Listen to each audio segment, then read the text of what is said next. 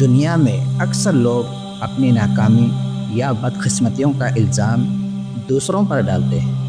کبھی کہتے ہیں کہ فلاں شخص منحوس ہے، اور کبھی کہتے ہیں کہ اس کا چہرہ دیکھنے سے برا دن شروع ہوتا ہے۔ حقیقت میں بدقسمتی کسی انسان میں نہیں ہے، بلکہ ہمارے اعمال اور ہماری سوچ میں ہوتی ہے۔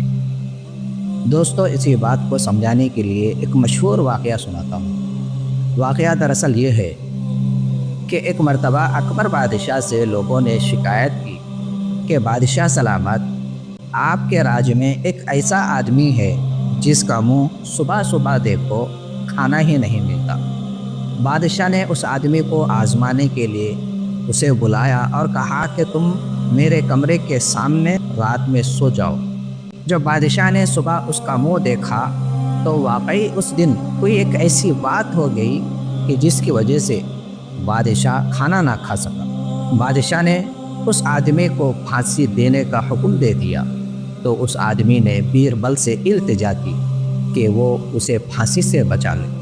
بیربل نے بادشاہ سے پوچھا کہ بادشاہ سلامت، آپ اس بندے کو پھانسی کیوں دے رہے ہیں؟ تو بادشاہ نے کہا کہ یہ آدمی منحوس ہے، میں نے آج صبح صبح اس کی شکل دیکھی تو مجھے کھانا نصیب نہیں ہوا۔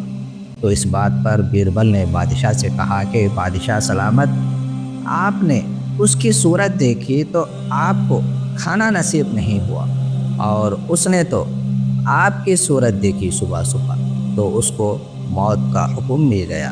تو بتائیے بادشاہ سلامت، منحوس وہ آدمی ہے کہ یا آپ ہیں؟ دوستو، کسی کو بدقسمت یا منحوس کہنا غلط بات ہے۔ دوسروں پر الزام لگانے سے پہلے خود پر نظر ڈالنا چاہیے۔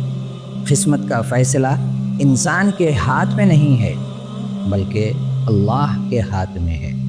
عقل مند انسان وہی ہے کہ ہمیشہ انصاف اور اپنی سوچ سمجھ سے ہر چیز کا فیصلہ کرتا ہے۔